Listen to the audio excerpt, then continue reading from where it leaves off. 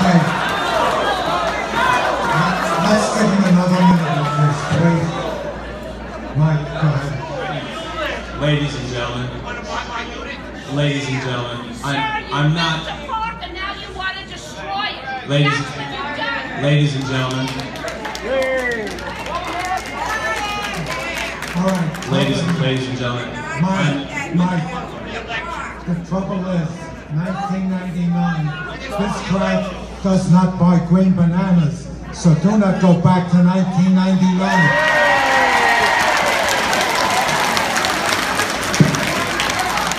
Our time frame is too short. Okay. Well, listen, and ladies and gentlemen, we'll skip the history, and we'll just go to we'll go to what I shared with your leadership about moving forward, and that is that the Tamarac Sports Complex was identified as a location for a potential school. All right.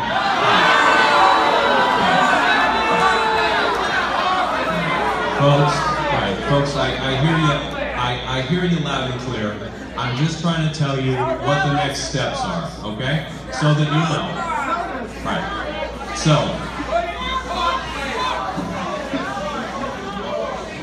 Let him talk. All right.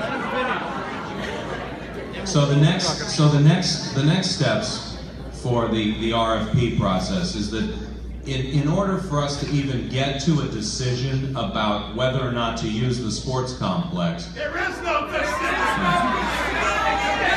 So in order to do that, right? In order to get to a decision point, there's 4 or 5 other things that have to happen. Okay? As I shared with your leadership, there's 4 or 5 hurdles that need to be cleared for us to even get to a decision point. And right now, we're at the very beginning of that. There are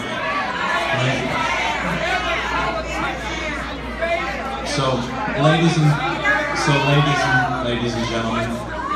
All right.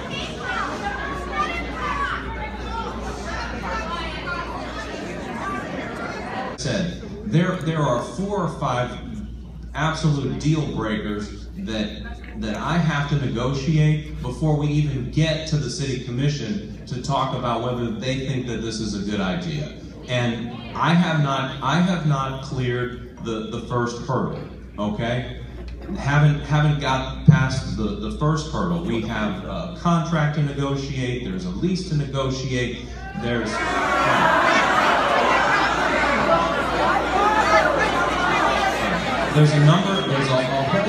a whole, ladies and gentlemen, there's a whole host of things that have to happen before I can even make a recommendation to the city commission about whether or not they should consider this. Okay, and I say,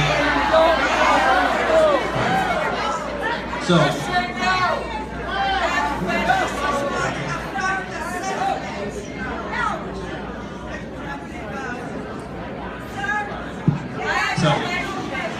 All right, so we have the presentation. All right. Maybe. Okay. I won't show it. So.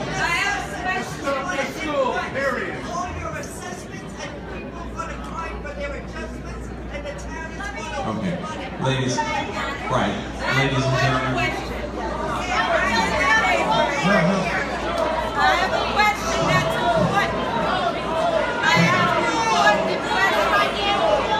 Okay. Let's hold this for a minute, and let's give him a chance to talk.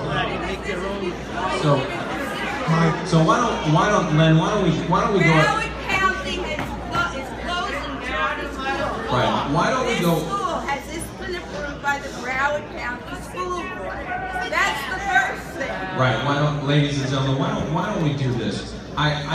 You've made it loud and clear that you're opposed. I get that, and I'm not here to argue with you about that. If opposed or not? folks, if we Answer the question. What? Broward County School Well, Board. ladies and gentlemen, I'm not the opposer or the approver. Okay? Ladies and gentlemen, right. No, I'm not the messenger. But as the city manager, my job is to work with your elected officials and to move things like this through the process so that they are in a position. But the All right. first thing is the school board has to Recommendations so that the mayor and the city commission can make a decision on your behalf. Okay? Well,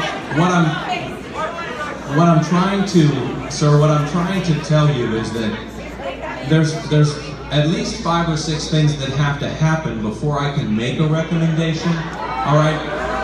There's no. All right. I understand. And so there are 4 or 5 or 6 things that have to happen before I can make a recommendation. Because there are certain parameters that have been set that have to be met, and if they can't be met, then there won't be a recommendation. Okay?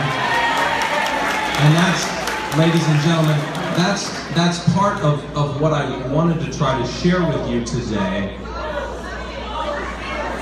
Let him talk. Let him talk. Part of what I wanted to try to share with you today is that there are a number of things that have to happen to get to a recommendation. And if they don't happen, there will be no recommendation.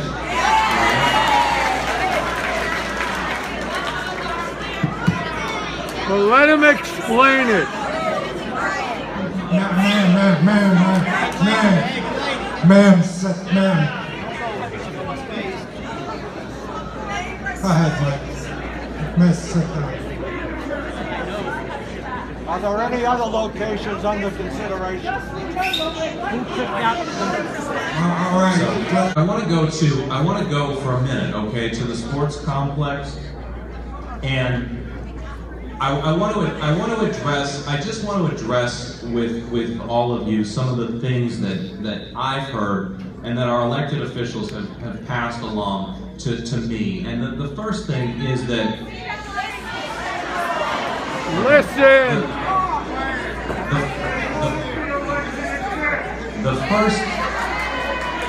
the first issue, all right, the first issue is that this charter school is a done deal, all right, and I want to tell you that this charter school is very far from a done deal, all right. Okay. The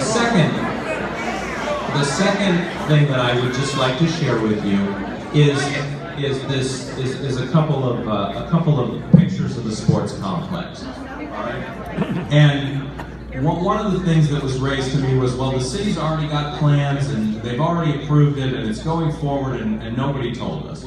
And the reality is that when we asked the charter school company as a part of our RFP process to evaluate the site, they needed to do that to tell us whether or not a school building would even fit on the site, because that site has a whole host of limitations and restrictions, which are part of the things that I'm telling you are hurdles that have to be cleared before the city commission can even get a recommendation.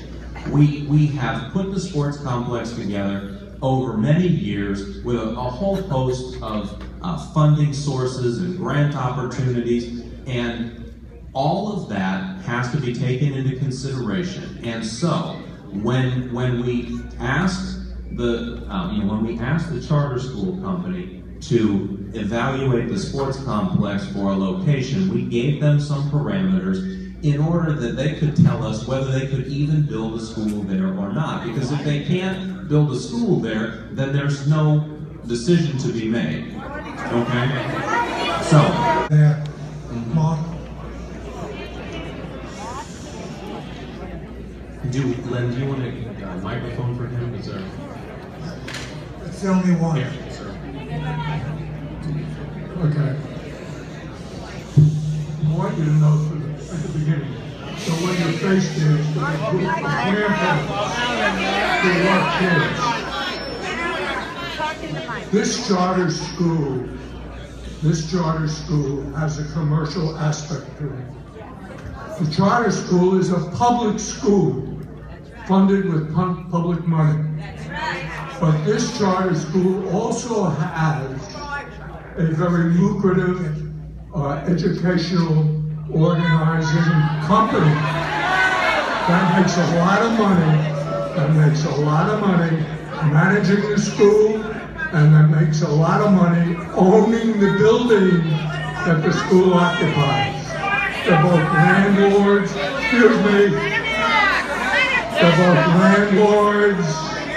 and they organize the school. So my question is this: you tell us, why are you even considering this? Why even consider it? What are the benefits? You tell us what the benefits are to the city of Tamarac, and what are the benefits are to this neighborhood. One serious consideration is you are planning to plant a school in a crowded area of 9,000 senior citizens. The unfortunate reality is that emergency vehicles, as an example, have frequent access to our communities. Putting school buses and kids in cars and 1,200 students into this area to complicate the situation. Could this delay one ambulance getting to one person, causing one death? Is it worth it? You tell us what the benefit to Tamarac is. Anthony, get us another mic out here. Yay! Thank you, sir. Thank you for that.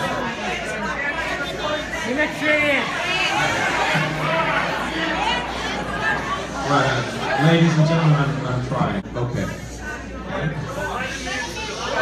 So, ladies and gentlemen, the question was, what is the benefit to Tamarac? As far as the school is concerned, and I was trying to share this with you, but you didn't want to hear it earlier. All right. The issue with schools is simply more educational choices for the students that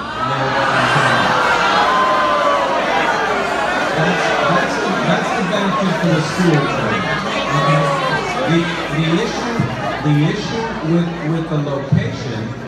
The issue with the location is one that needs to be resolved, and will resolve through this process. And the gentleman who spoke was correct. The issues of traffic and safety and all of those things are issues that need to be considered if this moves forward, and they will be. That's what it is. Okay, I have another question for you. What about the people who live in Tamarac? What about those of us that have been here for a while, and this is our home? This is basically a senior community. Why would they want to put a charter school here if there was no financial benefit for somebody?